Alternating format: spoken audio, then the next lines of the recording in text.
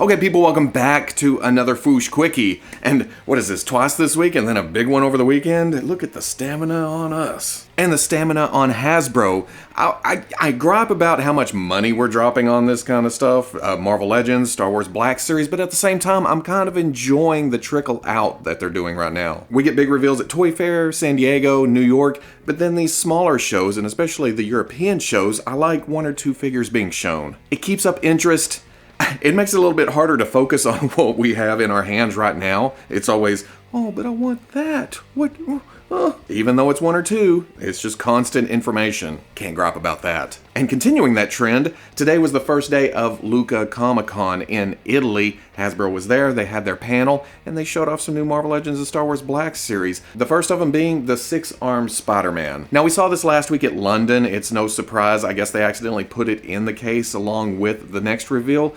And it was, oh! And then we didn't find out at London. I don't know if plans were changed or if it was always the plan and it was just an accident. Either way, now we're seeing the full figure, and there's some ups and there's some downs. There's some good, there's some bad. First up, the good. I like the silhouette this cuts with the 6 arms. They did a good job of sinking the shoulder balls into the torso. I like that they sculpted torn material up onto those bare arm shoulder balls. I like that it actually looks like he was wearing his costume and then suddenly 4 more arms sprung out. He doesn't know what's going on with his body. I'm not one that cares too much whether the webbing is sculpted or painted on or whether it's in or out. We've had so many Spider-Mans at this point, they don't all quite match aesthetically in that manner, you know? So the web's being sculpted here, blue having a texture on it, because it looks like most of this is reused from the Amazing Spider-Man 2 figure. That doesn't bother me too much. I'm okay with that. I know some people hate it, but there's other things to hate even more about this figure. At first, it didn't bother me that it was missing the torso joint, but the more I think about it, with all those arms and stuff, I want him to do more spidery, agile, posy stuff. Not gonna be able to do that with the torso joint missing, but I also like to think of it from a company standpoint too, what Hasbro may be thinking. Playing devil's advocate, I'm not apologizing for anything Hasbro's done, but it may be, you know, safety standards or something. Maybe with the shoulder balls sunk in that far and then the pegs going into that, they had to take out the torso joint because there just wasn't enough room. As detailed in these very scientific and professional looking diagrams that I came up with. The shoulder balls going into the body, the length of the pegs having to be long enough to keep the arms in the body. And yes, I understand customizers have been doing this for a while, making 6-armed Spider-Mans, but most of the time, that's just them messing with their own figures. These don't have to pass government standards or go into the hands of kids. Most of the time, those pegs are just stuck into the side of the body, leaving plenty of room for torso. And I like the look of this more than what they did with Spiral. Spiral's arms were all on a joint going into the shoulders. To achieve the look of the comic, they couldn't do that with this Spider-Man. Now, maybe because they took the torso joint, they thought, well, we better spruce up the rest of the body. That's why they left the texture on. That's why they're reusing that Amazing Spider-Man body. I don't know. I'm not Hasbro. I just like toys. I'm sitting here. But as much as I don't mind the sculpted webs, leaving them plain like we saw with Spider-Ham, oh, that may be a bad idea. Are they trying to save some money because they had to sculpt a new torso for this figure? Without the photo editing here and the smoke and the very intentional lighting making the sculpted webs look like they're darker than the rest of the body, it's going to come off animated looking, like Spider-Ham. So yeah, I'm up and down on this one. I need to see this one in the package in person. And that's enough about 6-armed Spider-Man to last us the rest of the year. The other Marvel Legends reveal at Lucca was Puma. Again, the surprise was kind of blown here, but seeing the big picture now, the promotional shot, it's much more feral, a lot more fierce than I was expecting. But I'm liking the fur on the arms. I'm liking the head.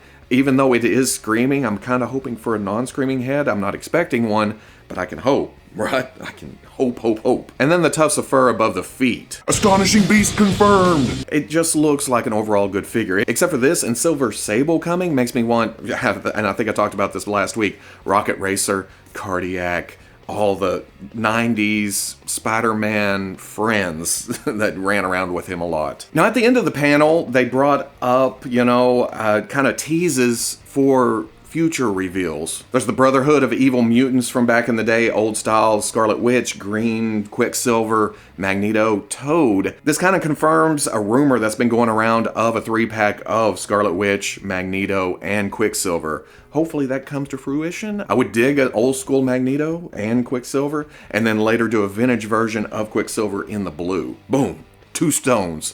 1 bird. 2 birds, 1 stone. They showed a picture of XForce, the Cable, and Warpath, and Boom Boom, and Cannonball. Again, there's a rumor going around there's going to be an XForce series. I don't know anything about that, but this kind of, hey, maybe something's coming. And then finally they showed an infamous Iron Man, which is Dr. Doom in the Iron Man armor. Apparently, I don't know, modern comic. Woo. But we saw that pop up on the Walgreens list a couple months ago. Again, I can't wait to see that in plastic. Now they did say the next reveals would be at Toy Fair in February. So even though we've been getting a lot of reveals lately, now we have to wait a few months. Now, not to be outdone, Star Wars came along, started going over the reveals that they've had over the past week, I guess. It'd be Padme, it'd be Battle Droids, both prequel deliciousness, and they continue that trend with Mace Windu. This is looking damn fantastic. Now, I'm not going to say it's better than Figuarts. I'm not going to say grab this one instead of that one, but if you didn't want to pay the price for the Figuarts, this looks like it's going to be on par with that, at least. It's kind of a more neutral look for Mace in the face. He's the Mace face. He's calm. He's collected. The Figuarts was a little bit angry, and then he had another head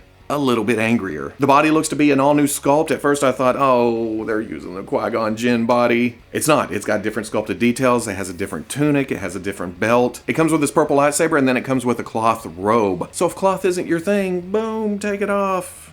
He's in his regular outfit underneath. The information said it's coming out spring of 2019, which is right along with Padme, right along with the Battle Droids. Are we seeing a prequel case coming out early in the year? But that's also at the same time that the Marvel Legends Nick Fury from Captain Marvel, a younger Samuel L. Jackson, is also coming out. Wait a second, Disney? Star Wars? Marvel? Samuel L. Jackson? It's all a conspiracy. It's all connected. Now, this is a good reveal. It's an excellent reveal. The photo reel looks fantastic, but a lot of people have been asking for Mace, and I'm super happy, even though I do have the Figuarts, to be getting a Black Series version. Plus, the body is good custom fodder for those of you who take, other heads, switch them out, make other Jedi. Makes it easier now. Now, can we get a Jar Jar and a young Anakin? Maybe a Dooku? I know a Figuarts is coming. Again, variety is good. I wouldn't complain at all. Give me everybody. And that's it for this quickie. I mentioned that Mace is coming out in the spring. All the other reveals from London and Paris and now Lucca for Marvel Legends also say spring. So it's going to be a hell of a year around my birthday. Ooh, maybe that's why they did it. That's not why they did it. So if you like this Fwoosh quickie, comment, like, subscribe. I'll catch you on the Fwoosh.